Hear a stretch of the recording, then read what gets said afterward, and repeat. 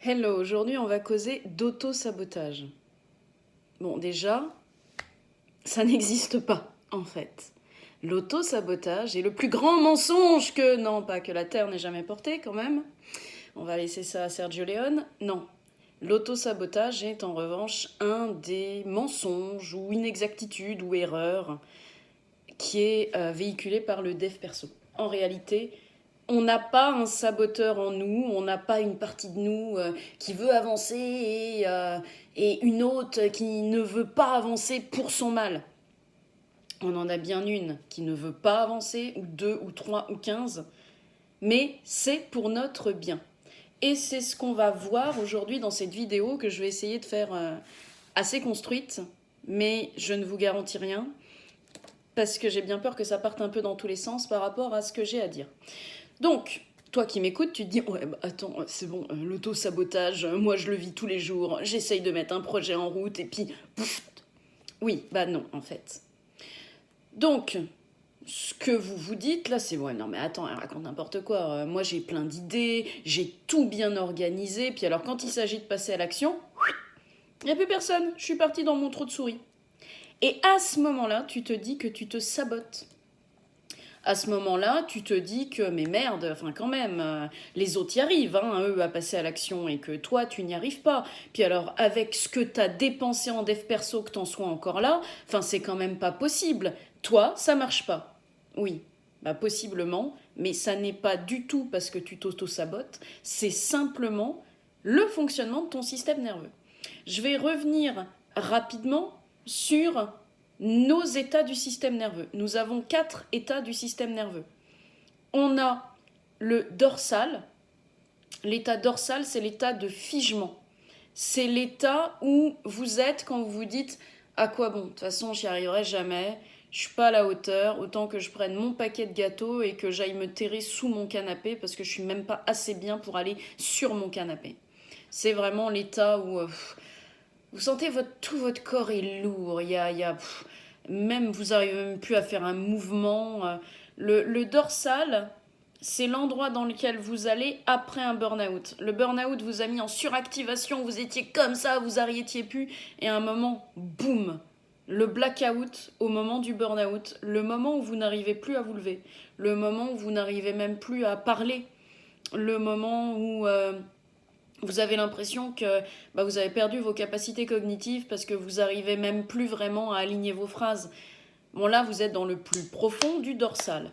Donc, vous avez le dorsal, le figement, le à quoi bon, le à côté. Donc ça, c'est vous êtes complètement éteint. À côté, vous avez des états qui s'appellent des états d'activation. Et c'est le sympathique. Le sympathique n'a rien à voir avec quelqu'un de sympa. C'est juste que dans le système nerveux, on a le système orthosympathique et le système parasympathique. Et on a gardé le nom sympathique, mais en fait, on s'en tape complètement des noms. Donc, système d'activation à côté du dorsal qui lui est complètement voilà le figement. Nous avons le sympathique agressif et le sympathique fuyant. Le sympathique fuyant, c'est celui-là qui va vous faire avoir plein d'idées, vous allez organiser les choses, mais vous allez vous dire ouais non mais j'en sais encore pas assez, il faut que j'en apprenne encore plus. J'en sais encore pas assez, il faut que j'en apprenne encore plus. Le sympathique fuyant, c'est donc celui qui va vivre dans ses rêves, parfois des rêves de grandeur. Ses rêves, ils sont là, alors que quand il regarde sa vie, il se dit ah j'en suis là, non bah je retourne là-dedans, hein. Et puis j'agis pas. Et vous avez le sympathique agressif. Celui-là, c'est celui qui agit, mais qui agit pas de manière inspirée. Il va agir parce que être en mouvement pour lui, c'est éviter de mourir. Donc, si vous êtes du genre à pas réussir à vous reposer, à culpabiliser dès que vous vous posez le cul sur une chaise, à faire plein d'actions pour faire, que vous bossez 10 heures par jour, mais finalement à brasser de l'air, bonjour. Vous êtes principalement en sympathique agressif. Et donc, ce qu'on appelle l'auto-sabotage, c'est que, par exemple, prenons, là je vous fais une vidéo sur l'auto-sabotage. Je me suis réveillée ce matin hyper tôt en me disant « Oh putain, faut que je fasse une vidéo sur l'auto-sabotage ». Toutes les idées me sont descendues. Et à un moment m'est arrivé « Ouais mais attends, là, il y a un truc sur quoi t'as pas assez creusé, là, d'où arrivent les impulsions. Enfin bon, un truc complètement là, où il n'y a pas besoin de ça pour vous parler de quelque chose qui est là. En fait, on s'en tape. Mais alors complètement, parce qu'on n'est pas sur le même rayon, vous en avez rien à foutre en fait, que je vous explique des histoires d'impulsion électrique, vous n'êtes pas là pour ça. Et donc voilà ce que c'est le sympathique fuyant. J'ai plein d'idées. Alors quand j'ai eu toutes ces idées qui sont descendues, j'étais en ventral. J'étais complètement en lien avec moi, en lien avec l'autre, parce que j'étais en train de me dire, oui, voilà ce que ça va pouvoir apporter aux personnes. Il va y avoir un soulagement, parce qu'on n'arrête pas de leur parler de saboteurs, d'auto-sabotage. À un moment, les personnes se découragent et commencent à avoir honte d'elles-mêmes. Voilà, cette vidéo va pouvoir servir à ça. Et est arrivé le, ouais, non mais attends, là, tu pourrais aller encore plus loin. Et à ce moment-là, quand on écoute ça, parce que notre système nerveux a un intérêt à croire à ça, non pas pour se saboter, mais parce que notre système nerveux croit véritablement que nous avons un véritable intérêt à ne pas nous exprimer maintenant. Alors, quand vous êtes dans le sympathique fuyant qui vous dit cherche encore, cherche encore, cherche encore, et que vous essayez de vous faire passer à l'action, là, vous allez passer en dorsal. Le dorsal qui va vous dire, de toute façon, je ne suis pas capable. Non, mais là, je ne suis pas à la hauteur. Non, mais... là, je ne peux pas montrer ça de moi. Enfin, là j'aurais honte. Voilà, vous faites une boucle sympathique dorsale. Et vous n'y pouvez rien. Il n'y a pas un saboteur en vous. Il y a des états de votre système nerveux qui, à ce moment-là, croient que c'est de votre intérêt pour survivre. Et votre système nerveux, il va préférer que dans votre tête se passent des histoires de « je ne suis pas capable », mais que vous soyez vivant, plutôt que de vous laisser prendre le risque de ce qui, pour lui, va vous faire mourir. Donc, pour l'instant, en dev perso, on te dit tu te sabotes, parce qu'en France, on n'a pas encore, je dis bien en France et en francophonie, parce qu'aux États-Unis c'est différent, il y a quand même les travaux de Peter Levine, de Porges sur le système nerveux, c'est quand même très très différent, on le prend en compte. Mais en France, on en est encore à la conscience cognitive, alors qu'on a 3 consciences dans notre conscience personnelle. Dans la conscience d'être du soi, la conscience d'être nous. On a la conscience cognitive, la tête, c'est le cortex préfrontal. On a la conscience émotionnelle, le cortex singulaire. Et on a la conscience corporelle sensorimotrice, c'est le cortex insulaire. Et ce qu'on ne prend pas assez en compte, c'est le fait que 80% des infos vont de ton corps jusqu'à ta tête.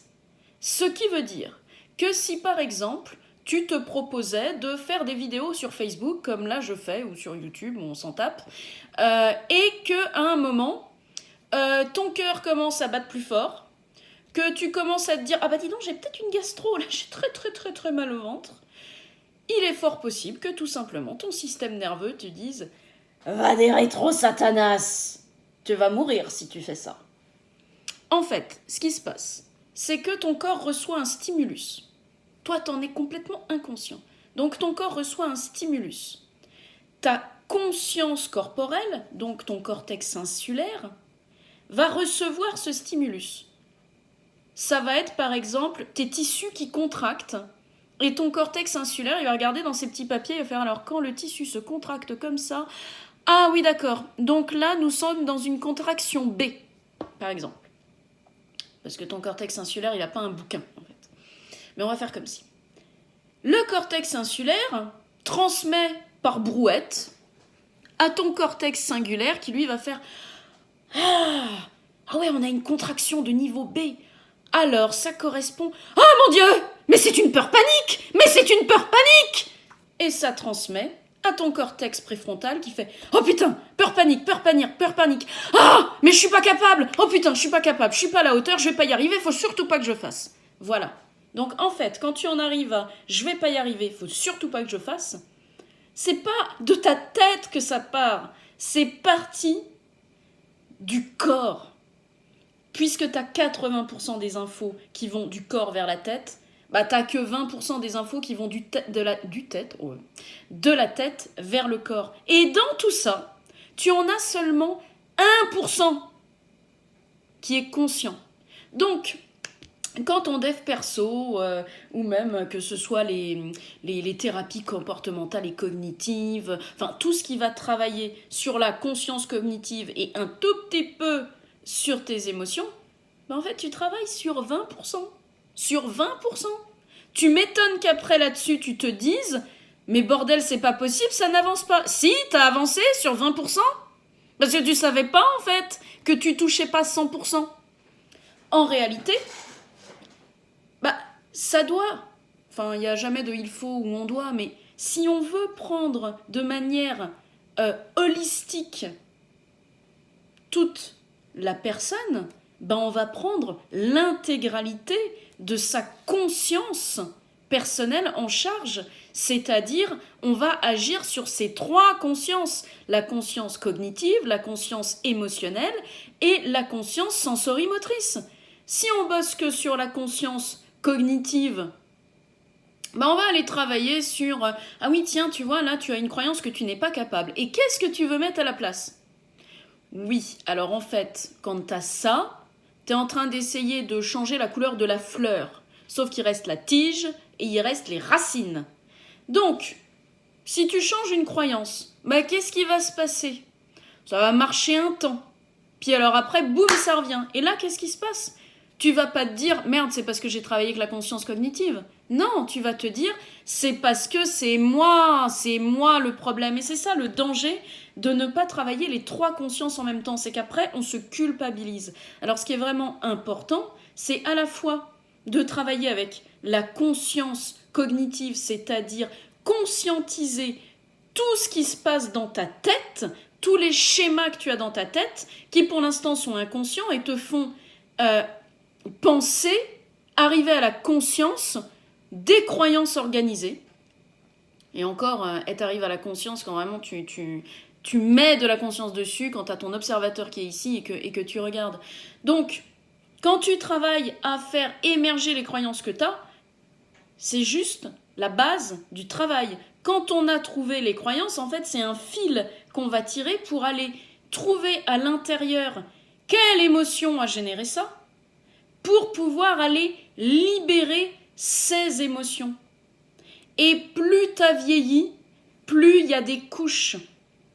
Je vais te donner 2 exemples de ça. Premier exemple, une cliente qui est venue avec, beaucoup de... Elle était complètement en dorsale. Voilà, pour faire simple, elle était dans le figement, elle avait du mal à sortir de chez elle, elle était assez contente qu'il n'y ait pas allé à la fac, parce qu'à ce moment-là, c'était le confinement. Vraiment, elle était... et elle se sentait mal, elle se sentait pas elle-même. Elle faisait ce que lui disaient ses parents parce que elle ne sentait pas, elle n'avait pas l'impression d'habiter dans elle et de savoir ce qu'elle voulait faire. Elle savait juste qu'elle n'était pas elle.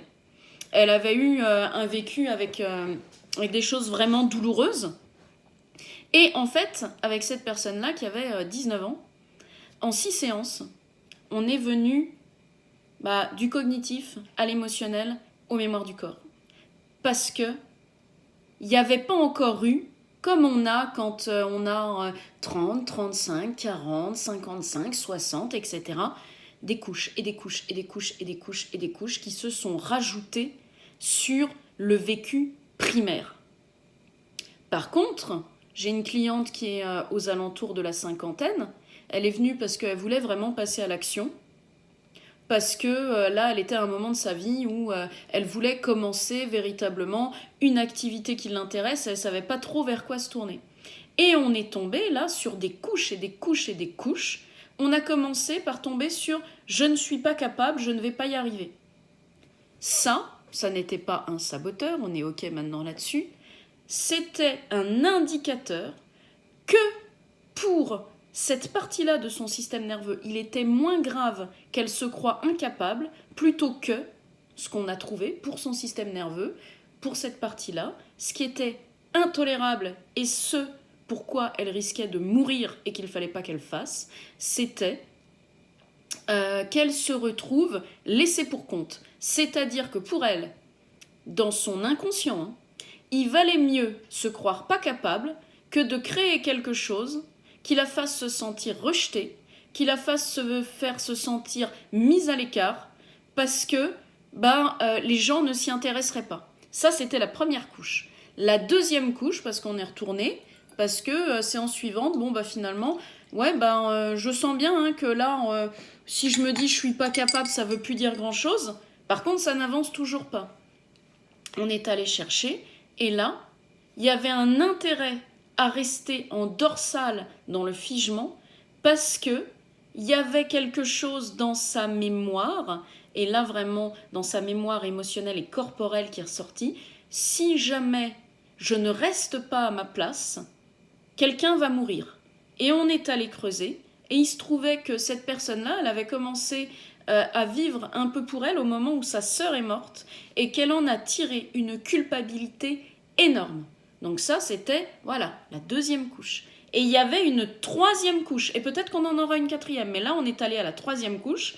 Là, je ne passe pas à l'action parce que je me sens impuissante, et on a vu qu'en fait, elle avait acquis l'impuissance de l'une de ses figures d'autorité lorsqu'elle était enfant, parce que quand on est enfant, déjà, on corrégule avec les systèmes nerveux de nos parents ou de nos figures d'attachement, nos figures d'autorité, et en plus, quand on est enfant, notre cerveau fonctionne majoritairement avec des ondes θ, et les ondes θ, c'est les ondes hypnotiques. Ça veut dire que quand tu dis à un gamin quelque chose, il va le prendre content.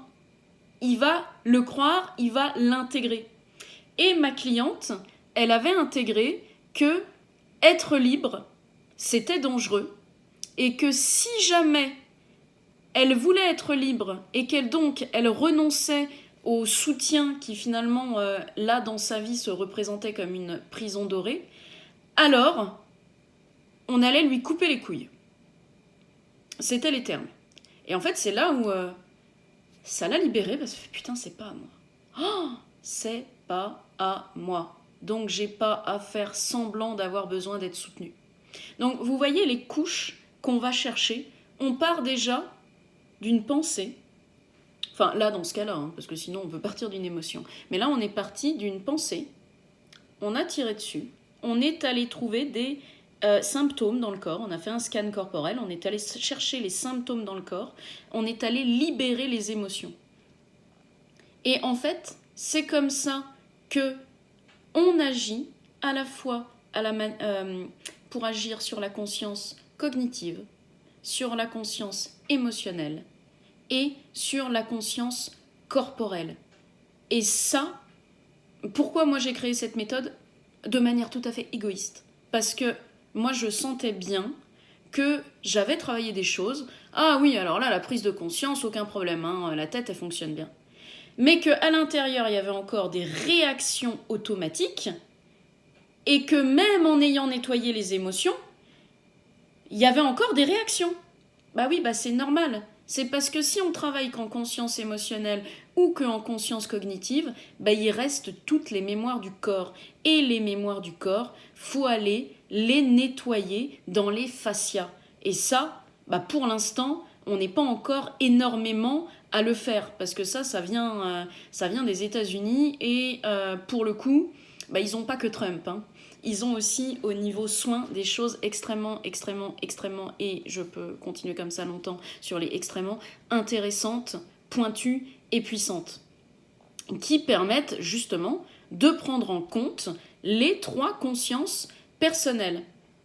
Ce qui fait qu'en fait, quand tu regardes maintenant et que tu te dis « j'arrive pas à passer à l'action », regarde ce qu'il s'est passé, par exemple, comme émotion à l'intérieur de toi, et qu'est-ce que ça a généré comme pensée. Parce que ça n'est pas de l'auto-sabotage. C'est simplement qu'il y a un intérêt pour ton système que toi, tu ne passes pas à l'action. Parce que tu vas mourir, ou alors tu vas tuer quelqu'un, ou on va te couper une partie de ton corps. Voilà. C'est ça, ce sont des couches et des couches et des couches qui sont mises les unes sur les autres. Et en fait, notre système nerveux, nos 4 états, on a quand même 3 états qui sont des états de survie et un état de vie le ventral, où on est en lien avec soi et avec l'autre. Et l'idée, c'est de passer de plus en plus de temps en ventral, parce que passer de plus en plus de temps en ventral te permet une flexibilité ventrale vagale, qu'on appelle ça, qui te permet en fait de retourner de plus en plus souvent et naturellement dans ta sécurité intérieure. Parce qu'en fait, à cet endroit-là, à cet endroit de ventral où tu es en lien avec toi et avec l'autre, bah, tu peux aller rencontrer tes mécanismes, mais non plus en étant agi par tes mécanismes. C'est-à-dire que c'est comme si tu étais dans ta tour de contrôle, que tu regardes les mécanismes et que tu vois en fait, ah oui, bon bah alors là, voilà, il y a eu telle crispation à tel endroit du corps qui génère, ah oui, bah telle émotion, il faut aller libérer telle archive émotionnelle parce que là, ça génère telle pensée, telle pensée, telle pensée, telle pensée. Alors, une dernière chose, ça, c'est à travailler ensemble. Ces trois consciences, ce sont des consciences qui fonctionnent ensemble. Pourquoi ? Parce que on l'a vu, si on travaille la conscience cognitive toute seule, bon, bah, tu as travaillé sur 20% de tes 100%, puisqu'il y a 20% des pensées qui vont jusqu'au corps, alors qu'il y a 80% des stimuli corporels qui vont jusqu'à la tête. Hein. Voilà, le chemin se fait 80-20 et 80 et 20, à y arriver. Tu pourrais te dire, ah ouais, mais dans ce cas-là, si les mémoires du corps sont à l'origine de tout, bah, je vais aller travailler les mémoires du corps. Oui, ben non. Parce que, en fait, si tu te dis, bah, je vais travailler les mémoires du corps et je ne vais pas du tout avoir conscientisé quoi que ce soit dans ma tête. Mais t'imagines la violence que c'est ? Parce qu'en fait, c'est comme si on t'enlevait ce que tu as construit comme identité. Si par exemple, tu vis dans un état de victime perpétuelle parce que tu as souffert et que bah, tu as l'impression que la vie t'en veut, tu vas nettoyer tes mémoires corporelles et en fait, tu vas être dans une espèce de flottement de plus savoir qui t'es, plus savoir où te situer. L'idée, c'est vraiment de travailler les trois ensemble parce qu'en travaillant les trois ensemble, à la fois, tu nettoies des choses, donc tu retires, mais à la fois tu vas vers ce que tu veux vivre. Donc quand tu fais je retire pour aller de plus en plus vers ce que je veux vivre, je retire pour aller de plus en plus vers ce que je veux vivre, ça te permet un équilibre. Parce que travailler un des trois, bah, il manquera toujours quelque chose, ça paraît logique. Si tu retires un pied et un trépied, bon bah il t'en reste deux, tu te casses un peu la gueule, il reste un pied, ça va être super compliqué de tenir dessus. Et donc là, quand tu tiens sur un pied, c'est l'image que tu peux avoir, c'est quand tu te persuades de choses. Non, mais là ça va bien, Non, j'ai pas envie de passer à l'action, non, tout va bien, non, ma vie elle est bien là, j'ai pas de problème. Donc voilà ce que je voulais te partager. Et si jamais t'arrives pas à passer à l'action, si jamais t'en as marre de te dire je n'arrive pas à passer à l'action, on a peut-être un truc à voir ensemble, si t'as envie. J'ai encore 3 places pour l'instant pour décembre. Il y en a 2 qui sont partis en 24 heures, c'est trop cool, j'ai hâte que nous commencions. Et là, il me reste 3 places pour commencer en décembre. Ensuite, les départs se feront en mars. Donc, si jamais c'est un sujet qui t'intéresse, ou alors que d'autres sujets que je partage t'intéressent, tu peux venir me voir en MP et on discute de tout ça. Je te souhaite une bonne journée.